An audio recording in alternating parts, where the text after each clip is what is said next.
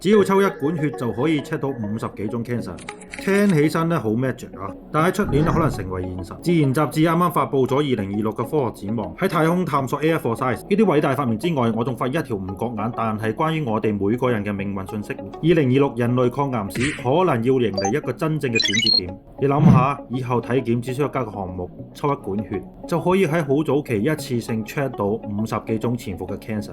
呢項叫 Garia 嘅檢測技術背後嘅操盤手係美國生物公司 Garia， 佢嘅原理其實唔複雜嘅，但係非常巧妙。你可以將癌細胞作為一個粗心大意嘅罪犯，當 cancer 喺體內生長嘅時候咧，佢都會不斷死亡同破裂嘅，向血液中釋放微小嘅 DNA 碎片，喺醫學上叫做游離 DNA。Garia 做嘅嘢咧就係喺血液裏邊捕捉呢啲被忽略嘅碎片。而佢最厲害嘅地方係可以識別到 DNA 上面一啲特殊嘅化學標籤，就好似每個 DNA 上面都自帶一個清晰嘅發貨地址，所以佢唔單止可以話俾你聽有 cancer， 仲可以準確咁話俾你知呢個 cancer 係嚟自肺啊、肝啊定係胰臟。聽起嚟好 perfect 係嘛？但係其實呢個係一個長達幾年嘅賭博。故事喺2021年講起，當時英國 NHS 同 Garia 聯手，好有信心咁啟動咗關於14萬人嘅超大規模臨床實驗。但喺2024年，即係前一年，推廣計劃突然暫停咗。點解呢？因為出嚟嘅數據，科學家都猶豫啦，外界都開始質疑佢哋早期嘅 cancer 係咪唔夠敏感。更嚴重嘅係佢出到呢啲假嘅陽性，即係話測試嘅時候你有病，但係醫生點查都查唔到出嚟。喺醫學上，假陽性係個小問題嘅，佢意味着焦慮過度檢查，甚至係不必要嘅手術。喺呢個時候，好多人都覺得呢個技術要謝啦。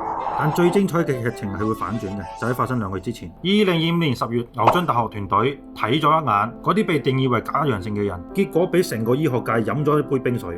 呢啲被定義為誤報嘅人群裏邊啊，有1/3喺後面2年內真係被確診有 cancer， 而且確診嘅部位同當初血液嘅測試預測係一樣嘅。呢個時候大家先恍然大悟，原來測試唔係出錯，係太超前。佢比我哋而家有嘅 CT 同磁力共振更早咁發現癌細胞喺血液裏邊留低落嚟嘅蛛絲馬跡。呢個發現即刻扭轉咗成個局勢。依家全世界嘅醫學界都忍住啖氣，等緊2026。根據自然雜誌嘅報導，呢項長達幾年嘅賭博將喺明年正式揭幕。